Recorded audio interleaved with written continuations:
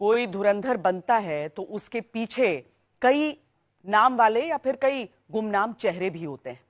पर्दे के पीछे के वो धुरंधर जो रणनीति को अमली जामा पहनाते हैं, वो धुरंधर जो विचारधारा से समझौता किए बिना विरोधी की नब्ज को थामकर उसकी काट खोजते हैं, वो धुरंधर जिन्होंने नारे भी गढ़े, नीतियों पर अमल भी कराया, कार्यकर्ताओं का जोश बढ़ाया तो पुरानी कमियों को खोजकर इस बार की जीत का रास्ता बनाया।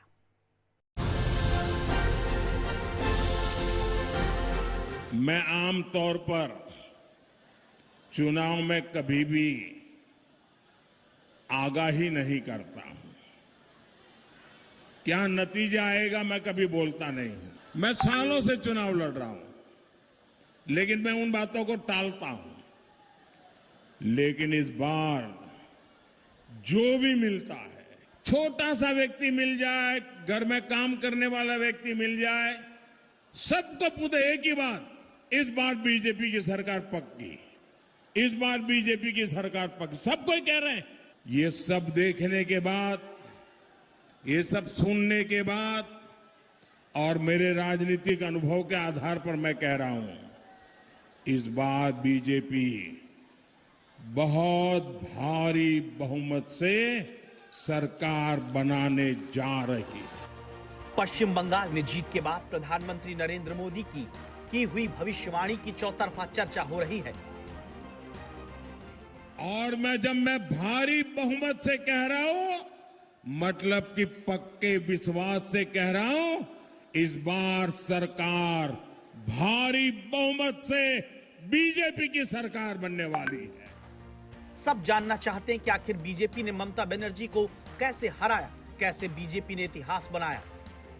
इस सवाल का जवाब बीजेपी का वो चक्रव्यूह है जिसे नरेंद्र मोदी और अमित शाह ने इन चेहरों की मदद से रचा और बंगाल में सियासी चमत्कार किया गया। धर्मेंद्र प्रधान, भूपेंद्र यादव, सुनील बंसल, विप्लव देव, ये बीजेपी के वो नेता हैं जिन्होंने मोदी शाह के नेतृत्व में ऐसी व्यूह रचना रची जिसमें टीएमसी की सारी सियासत फंसी की फंसी रह गई। नई बीजेपी की सबसे खास बात उसकी असली टीम का पर्दे के पीछे रहना है। बंगाल चुनाव में भी जिन नेताओं ने पर्दे के पीछे रहकर रणनीति को जमीन पर उतारा, वो चकाचौंध से दूर रहते हैं। इस फहरिस्त में बीजेपी की जीत के बाद झालमुरी खाते सुनील बंसल का भी नाम आता है, जिन्हें कुछ लोग बीजेपी की सियासत का सर्जन तक कहते हैं। साल 2014 के लोकसभा चुनाव और 3 साल बाद उत्तर प्रदेश में हुए विधानसभा चुनावों में बीजेपी की जीत में सुनील बंसल का रोल अहम माना जाता है। बीजेपी ने उन्हें इसके बाद ओडिशा की जिम्मेदारी दी, जहां पहली बार पार्टी ने अपनी सरकार बनाकर इतिहास बनाया। और अब सुनील बंसल ने यूपी ओडिशा वाला कमाल पश्चिम बंगाल में भी दोहराया। इस तरह सबसे मुश्किल राज्यों में जहां कोई सोच नहीं सकता था बीजेपी सरकार बना सकती है, वहां अमित शाह के करीबी सुनील बंसल ने पार्टी की जीत में अहम रोल निभाया, अपने नेताओं को जीत के दावे करने का भरोसा दिया। इतना गुस्सा है कि कई जिलों में टीएमसी का खाता तक नहीं खुलेगा।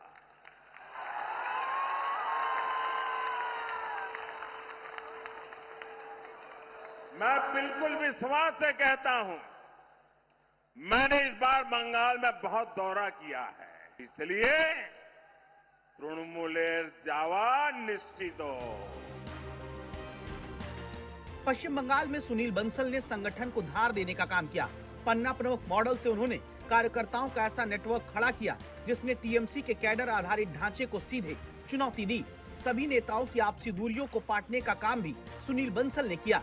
पिछले 4 साल में हर सीट के फीडबैक के आधार पर कमियों को दूर करने के साथ ही जमीन पर ममता बनर्जी की सरकार के खिलाफ मुद्दों को लेकर पार्टी सड़क पर उतारा, जिसका नतीजा बंगाल में पहली बार बीजेपी की सरकार के रूप में सामने आया है।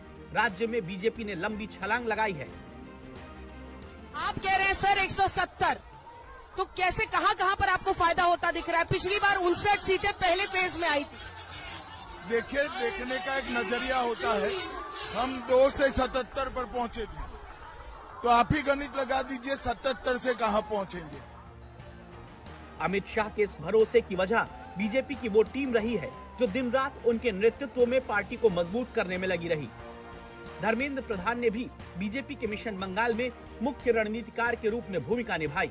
उन्होंने विभिन्न सामाजिक और जातीय समूहों के बीच संतुलन बनाते हुए केंद्र और राज्य इकाई के बीच एक मजबूत कड़ी का काम किया, जिससे संसाधनों और नेतृत्व का प्रभावी इस्तेमाल हुआ। इसी तरह भूपेंद्र यादव ने संगठन के माइक्रो मैनेजमेंट पर ध्यान केंद्रित किया। बूथ स्तर तक कार्यकर्ताओं को सक्रिय करना और चुनावी प्रक्रिया की कानूनी चुनौतियों को संभालना उनकी खासियत रही। भूपेंद्र यादव को इससे पहले हरियाणा और महाराष्ट्र चुनाव के लिए सराहा गया। इसी तरह अमित शाह के करीबी और त्रिपुरा के पूर्व मुख्यमंत्री विप्लव देव ने अपने अनुभव का उपयोग करते हुए खास तौर पर उन क्षेत्रों में काम किया जहां सामाजिक सांस्कृतिक समानताएं त्रिपुरा से मिलती हैं। उनकी आक्रामक प्रचार शैली ने कार्यकर्ताओं में नया जोश भरा। प्रचंड बहुमत से भारतीय जनता पार्टी की सरकार बनने जा रही है। क्या बंगाली वोटर क्या कह रहे हैं सर कि क्या नाराजगी क्या है उनके मन में, क्यों वो चाहते हैं बदलाव? हर मुद्दे पर नाराजगी, घुसपैठ के लिए है, टोल टैक्स के लिए है, सिंडिकेट गुंडागिरी के लिए है और महिलाओं की नाराजगी सुरक्षा के लिए है।